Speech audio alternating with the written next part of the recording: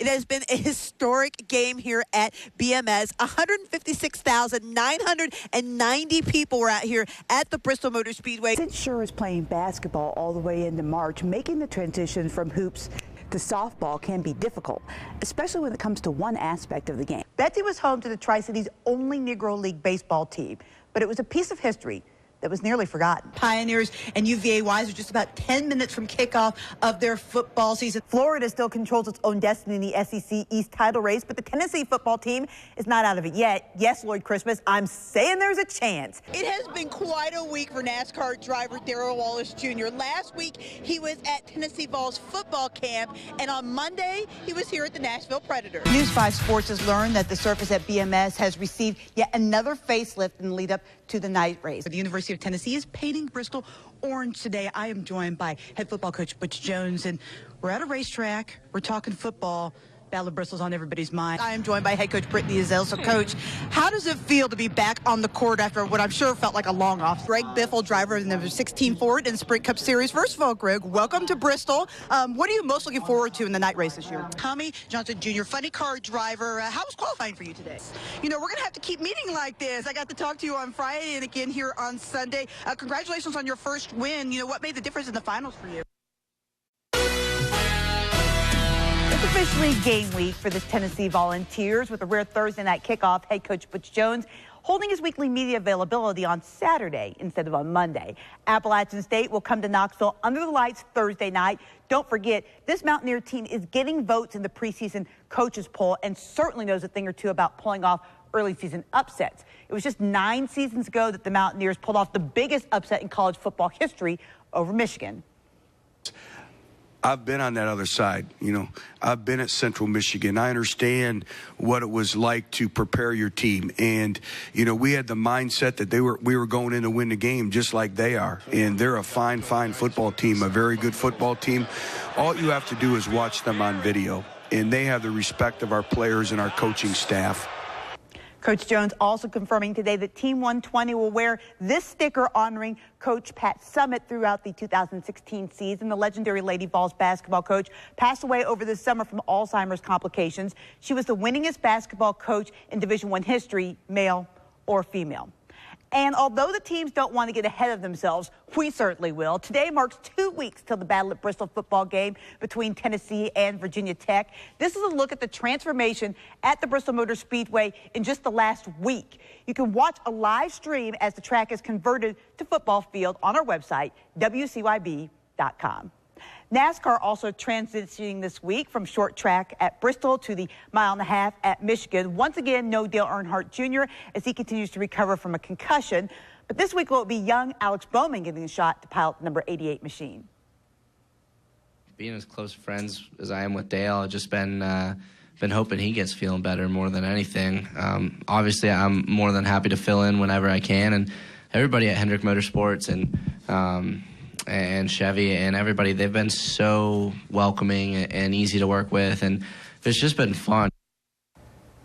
NASCAR Xfinity Series taking on the right and left-hand turns at Road America. Let's pick this up. 2 laps ago, everyone is trying to catch Michael McDowell. He led 24 of the 48 laps and looked to be cruising to the win when Alton Day ends up in the sand trap, sets up NASCAR overtime. In the OT, it was still all about McDowell. He would pull away from Brendan Gaughan to take the win at Road America. The ETSU volleyball team just keeps taking off check marks to open up the 2016 season. Last night, the Bucks opened up the season with an impressive 3-0 sweep of Austin Peay. This afternoon, they were looking to beat Troy for the first time in school history. ETSU 0-3 all-time against Troy. The Trojans on the serve. Bucks set up the return beautifully for the kill to A.J. Lux. Bucks had their serve game going too. It's Kayla Massey serving up the ace. Home team keeps on rolling on the Troy serve. Check out the very nice dig by Haley Aguilar. And then when the Trojans try to set up the return, the Bucks say, no, I don't think so.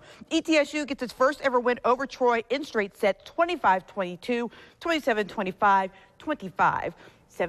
So a 2-0 start for ETSU. They are currently playing again right now at Brooks Gym, and looks like a pretty good start to the season for them. Lots of nice fans, too. I don't even know what those dance moves were. But there's a little bit of dab in there, but other than that, unique, I would call it. Sports on location tonight from Freedom Hall, where the ETSU men are getting ready to take on the Tennessee Vols. You can see behind me, both teams are now going through their pre-game rituals, getting ready for a game that has been 53 years in the making. Yes, it has been 53 years since Tennessee has made the trip down here to Johnson City. Now, the Vols come into the game with a 6-5 record, but they have played a really tough schedule that includes a 2-point loss at North Carolina on the road, and then a neutral site game against Gonzaga. Head coach Rick Barnes tells me that he likes these kind of early season road tests for his young team, and they expect ETSU to give him another one tonight.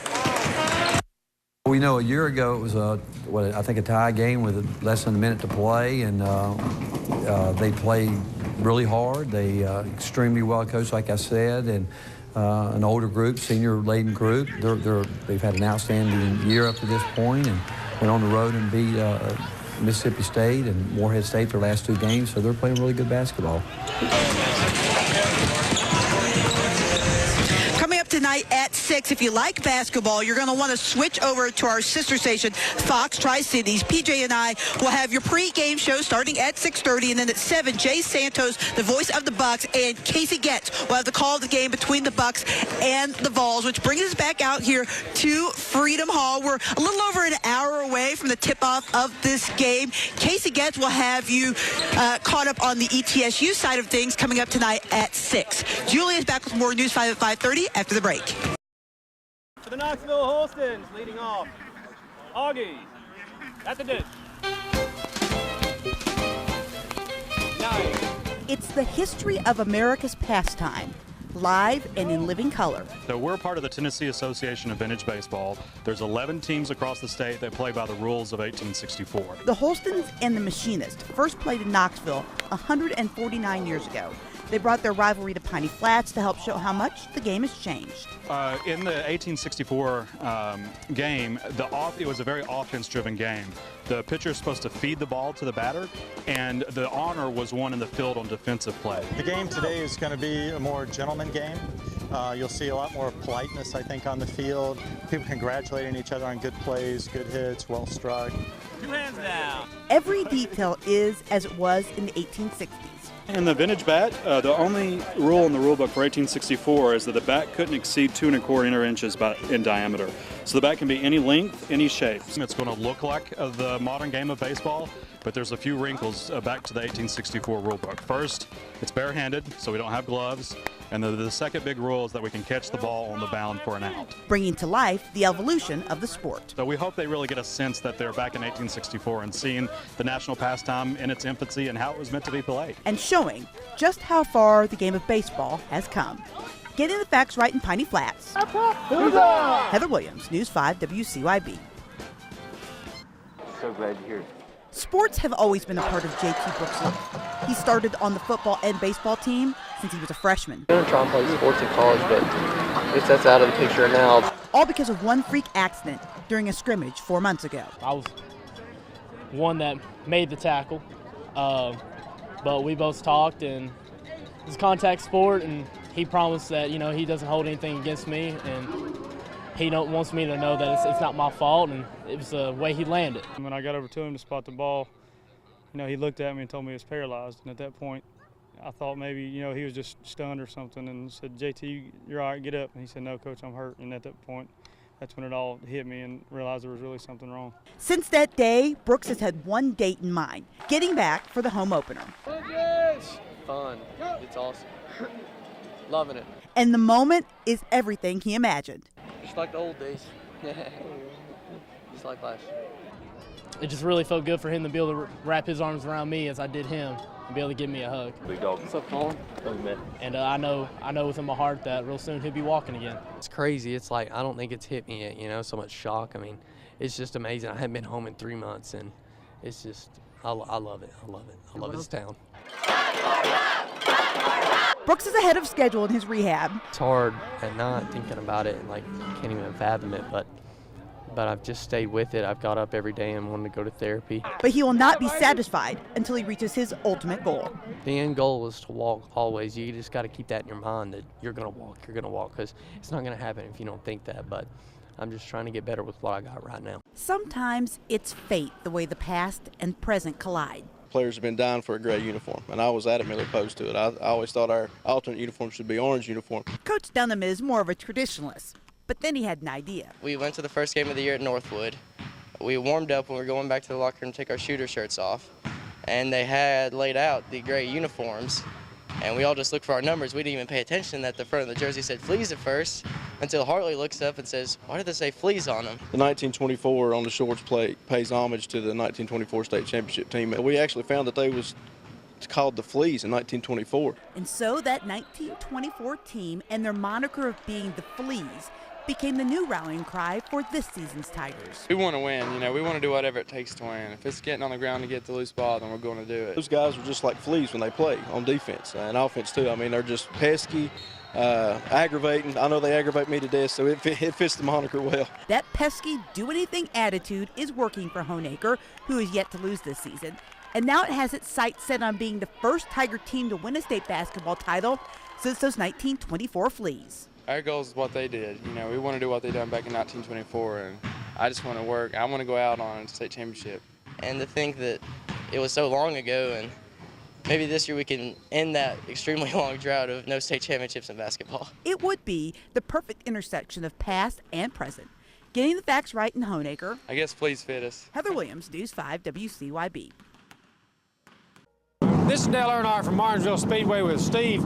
What's your last name, Steve? Burns. Ask almost anyone in the garage area about the late Steve Burns, and they can't help but brag on him. Steve was one of those guys that, you run into all kinds of different people, and he's just always had a smile on his face is the main thing, and always friendly. I only had him mad at me once, and it didn't last very long, and then we kind of started our whole, I was his favorite driver kick, so, and he never really argued that, so I think I really was. Which is why, nearly a year after the Fox broadcaster succumbed to cancer, Kenseth wanted to do something special for the Burns family. It's been about a year since the Bristol race when they had the Stand Up for Steve race, and, lost him shortly thereafter, so that was a good opportunity to bring Karen Bryson down here and get him a replica sword trophy from the race. Just kind of give him a small token of our appreciation for sharing Steve with us all those years. It really makes you feel cared for and loved, and just really makes you feel wonderful that the people who are just so busy and they have so much responsibility take the time out to honor and to care for